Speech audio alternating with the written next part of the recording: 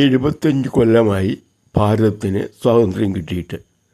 എന്നിട്ടും ഇന്ന് മാത്രമാണ് നമുക്ക് നമ്മുടെ പൈതൃക സമ്പത്തായ മാഘമഹോത്സവം പുനരാരംഭിക്കാൻ സാധിച്ചത്. മറ്റൊരു പേരിലായിരുന്നു മുൻകാലങ്ങളിൽ നടത്തിയിരുന്നത്.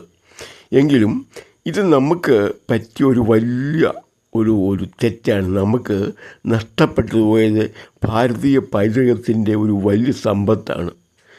ഒരു രാജ്യത്തിൻ്റെ പൈതൃകത്തെ നശിപ്പിച്ചാൽ അവിടുത്തെ ജനതയ്ക്ക് വേണ്ടത്ര ആത്മവിശ്വാസം കിട്ടാതെ വരികയും അവരെ അടിച്ചമർത്തി ഭരിക്കാൻ എളുപ്പമാണെന്നും തിരിച്ചറിഞ്ഞ അക്രമികളായ വിദേശീയർ 1000 കൊല്ലമായിട്ട് കാലാകാലങ്ങളിൽ ഇവിടുത്തെ പൈതൃക സമ്പത്തുകളെല്ലാം നശിപ്പിച്ചുകൊണ്ടേയിരുന്നു.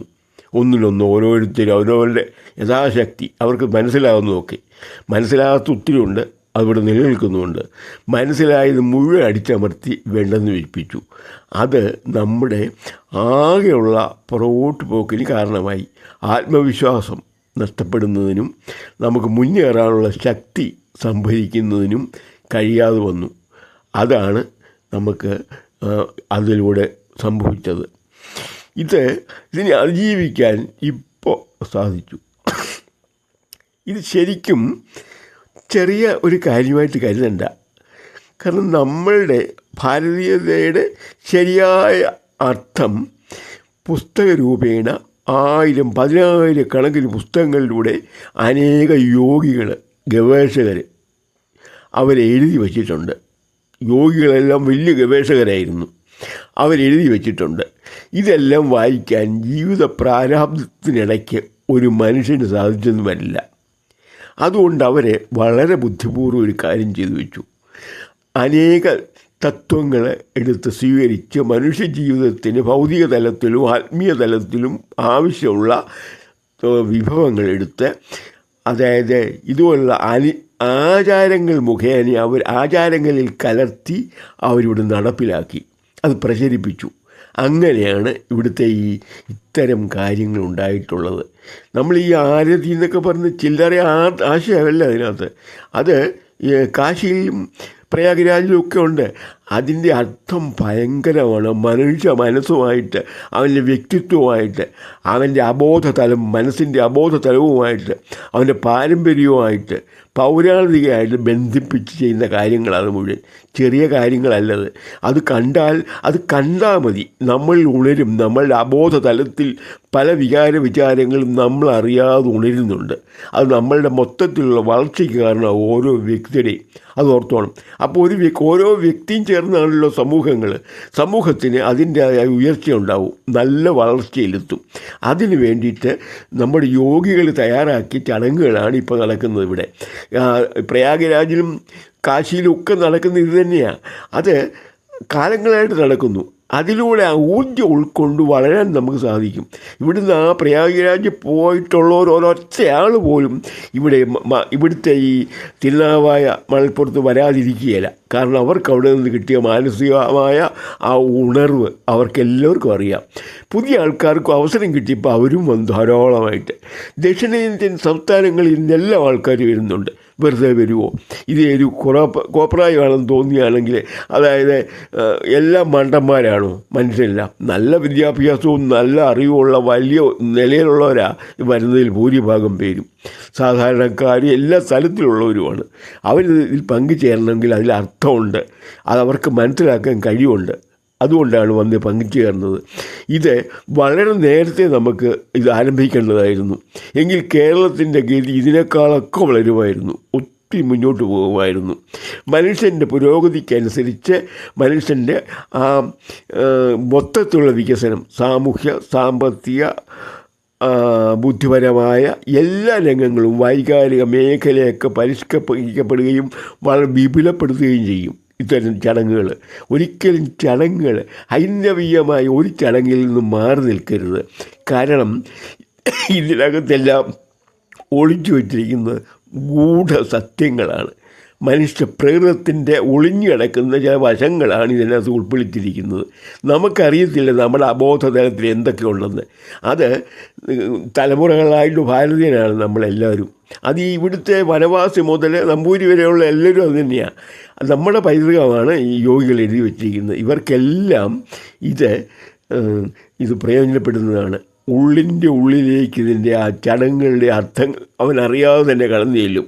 കയ്പുള്ള മരുന്ന് കുട്ടിക്ക് മധുരം പുരട്ടി കൊടുക്കുന്നത് പോലെയായത്. നമ്മൾ അറിയേണ്ട ഇത് എന്താണെന്ന്. അത്ര ഗുണമാണിത്. ഇത് ആ ചടങ്ങുകളിലൊന്ന് പങ്കുചേർന്നാൽ മതി.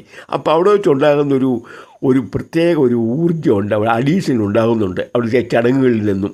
ഇത് രൂപകൽപ്പന ചെയ്തിരിക്കുന്നത് സാധാരണ മനുഷ്യനല്ല. സാധാരണ ബോധത്തിനപ്പുറം ആറാമതോ ഏഴാമതോ മുന്നോട്ട് പോകാൻ പല തലങ്ങളിലുള്ള ബോധതലങ്ങളിലുള്ള പല ഡയമെൻഷൻസിൽ ജീവിച്ചിരിക്കുന്ന മനുഷ്യൻ രൂപകൽപ്പന ചെയ്തതാണ് അവിടുത്തെ ചടങ്ങുകളെല്ലാം. എല്ലാം അർത്ഥവത്താണ്. അതുപോലെ യോഗികൾക്ക് മാത്രമേ അത് പുനരാവിഷ്കരിക്കാൻ പറ്റൂ. നമ്മളെപ്പോലൊരു സാധാരണക്കാരന് ചെയ്ത് കഴിയുമ്പോൾ തന്നെ ചെറിയ മാറ്റങ്ങളൊക്കെ വരും. അപ്പോൾ അതിൻ്റെ അർത്ഥത്തിന് ചോർച്ച വരും. ഈ മന്ത്രങ്ങൾ ജപിക്കുന്നത് പോലെയാണ്. മന്ത്രങ്ങളെന്ന് പറഞ്ഞാൽ ഈ മന്ത്രങ്ങൾക്ക് ചെറിയൊരു അക്ഷരമാറ്റം വരുമ്പോൾ അതിൻ്റെ അർത്ഥത്തിനും ശക്തിക്കും മാറ്റം വരും. അതിൽ പ്രയോഗ രീതി മാറിക്കഴിഞ്ഞാൽ ഇതിൻ്റെ അർത്ഥങ്ങൾക്കും അതിൽ നിന്ന് കിട്ടുന്ന ഗുണം ചിലപ്പോൾ ദോഷമായിട്ട് വരാൻ പോലും സാധ്യത നിലനിൽക്കുന്നു എന്നതുപോലെയാണിത്. യോഗികൾ തന്നെ ഇത് ചെയ്യണം. അതുകൊണ്ടാണ് യോഗികൾ അത് ചെയ്യുന്നത്. അവർക്കറിയാവത്. നമ്മൾ സാധാരണക്കാരന് വേണ്ടി തുനിഞ്ഞിറങ്ങിയാലൊന്നും അത് അത്രയും ഭംഗിയാകുകയില്ല, അത്രയും അർത്ഥവത്താകുകയില്ല. അതിൻ്റെ ആശയം മുഴുവൻ അതിനകത്ത് വരില്ല. അത്ര ചെറിയ കാര്യങ്ങൾ പോലും ഉണ്ട് അതിനകത്ത്. അവിടുത്തെ എല്ലാ ആചാരങ്ങളും അങ്ങനെയാണ്. ഈ കാശിയിലുമൊക്കെ ഇത്രയേറെ 5000 കൊല്ലം കാശിയെക്കുറിച്ച് പറയുന്നത് ചരിത്രം. ഈ 5000 കൊല്ലമായിട്ട് ഇപ്പോഴും അവിടെ ചെല്ലാൻ മേലാത്ത തിരക്കാണ്. ചുമ്മാ ഒരു സ്ഥലത്ത് ചെല്ലും. അങ്ങനെ ഇത് കാണാൻ വേണ്ടി തന്നെ ഇതിനു വേണ്ടി തന്നെ അവിടെ നിന്ന് പോകുന്നത്. കേരളത്തിൽ നിന്നും തമിഴ്നാട്ടിൽ നിന്നും കർണാടകയിൽ നിന്നും ധാരാളം പേരാണ് പോകുന്നത്. ഓരോ വർഷവും അനേകായിരം പേര്. നമ്മൾ ചെന്നാൽ മലയാളികളെ തന്നെ ഒത്തിരി കാണാൻ പറ്റും. എപ്പോൾ ചെന്നാലും ആ രീതിയിൽ അവിടെ വികസിക്കണമെങ്കിൽ അതിൻ്റെ പിന്നിലൊരു ആശയമുണ്ട്. അറിവുള്ളവർക്കത് പെട്ടെന്ന് ഗ്രഹിക്കാൻ പറ്റും. കൂടുതൽ അറിയാവുന്നവർ ആത്മീയമായിട്ട് ഇപ്പം മനുഷ്യൻ്റെ 6ാമത്തെ ഇന്ദ്രിയം കൂടി വികസിച്ച് തുടങ്ങിയിട്ടുണ്ടെന്നാണ് ശാസ്ത്രജ്ഞന്മാർ പറയുന്നത്. 6ാമതൊരു ഇന്ദ്രിയം കൂടി വികസിച്ച് തുടങ്ങിയിട്ടുണ്ട്. അതെല്ലാം ആയിട്ടില്ല. ഒരു 350 കൊല്ലം കഴിയുമ്പോഴേക്കും അത് ഏകദേശം കുറച്ചുകൂടെ ഏറെ വികസിക്കുന്നു ഏകദേശം ഒരു അഭിപ്രായം പറഞ്ഞ് കേട്ടിട്ടുണ്ട്. അതുകൊണ്ട് നമ്മൾ ഇത്തരം ചടങ്ങുകളിൽ നിന്ന് ഒരിക്കലും വിട്ടു നിൽക്കല്ലേ. ഇതിനകത്തെല്ലാം രഹസ്യങ്ങളാണ്, മുഴുവൻ ജീവിത രഹസ്യങ്ങളാണെന്നുള്ളത് നമ്മളൊരിക്കലും മനസ്സിലാകാതെ പോകല്ലേ. അവിടെ നിന്ന് പങ്കുചേരാതിരിക്കല്ലേ. അതിനുവേണ്ടി അല്പം പണം മുടക്കി അവിടെ പോകുന്നു എന്നുള്ളത് കൊണ്ടും കുറച്ച് സമയം അതിനുവേണ്ടി ചിലവഴിക്കുന്നു എന്നുള്ളതും ഒരു നഷ്ടമല്ല എന്ന അനുഭവത്തിൽ നിന്ന് ബോധ്യപ്പെടും.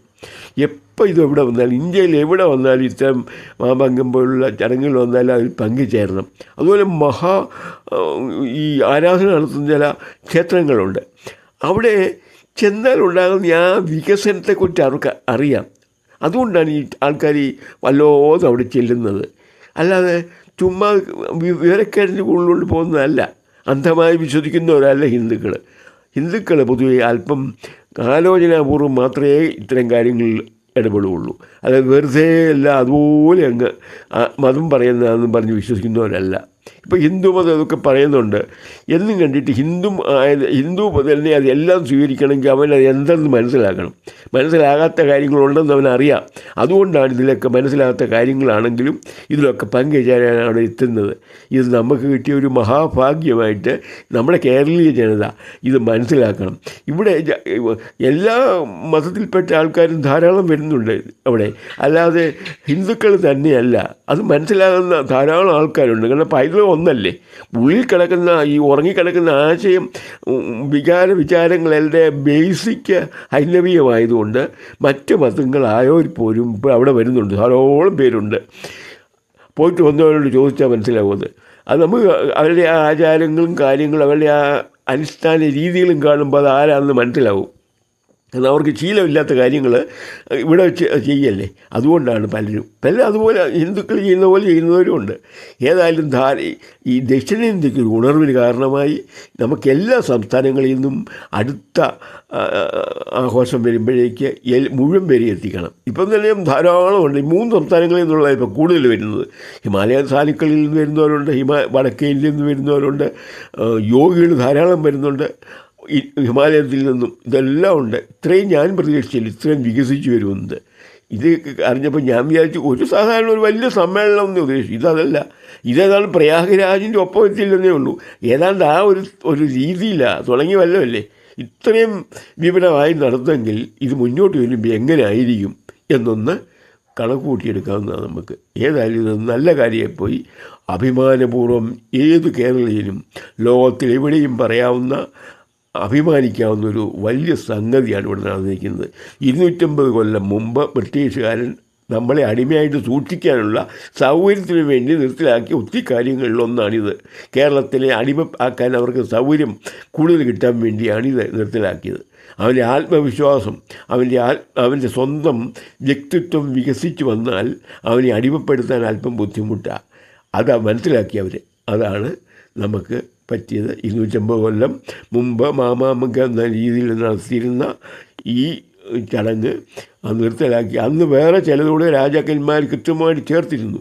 അത് ആവശ്യമില്ലാത്തതാണ്. അത് അവരുടെ ഈ മത്സരബുദ്ധി കൊണ്ട് രാജാക്കന്മാർ നമ്മൾ ചാവുകറികളെ നിയമിച്ച ഇവിടെ വളരെ ചേർത്തിരുന്നു.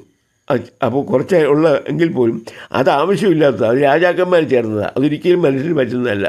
ബാക്കിയെല്ലാം യോഗികളിൽ നിന്ന്, ഹിമാലയത്തിലും മറ്റുമൊക്കെ മറ്റേ ഋഷികളിൽ നിന്ന് രൂപകൽപ്പന ചെയ്ത കാര്യങ്ങളാണ് ബാക്കിയെല്ലാം. ഇപ്പോൾ അതാണ് നടക്കുന്നത്. അത് നിശ്ചയമായിട്ടത് അതിൽ അഭിമാനമുണ്ട്. ഞാൻ വളരെ അഭിമാനിക്കുന്നു. എല്ലാവരും അഭിമാനിക്കാൻ വഴിയുണ്ട്. ഇത് പറയുകയും ചെയ്യണം. ലോകത്തിലുള്ള എല്ലാ സ്നേഹിതന്മാരോട് ഇത് പറയണം. ഓരോരുത്തരും ഇതിൻ്റെ മഹത്വം പറഞ്ഞ് മനസ്സിലാക്കണം. അവരറിയണം ഇതിൻ്റെ ഈ മഹത്വം. അത് നമുക്ക് വലിയ അഭിമാനമാണ്. ഓക്കെ.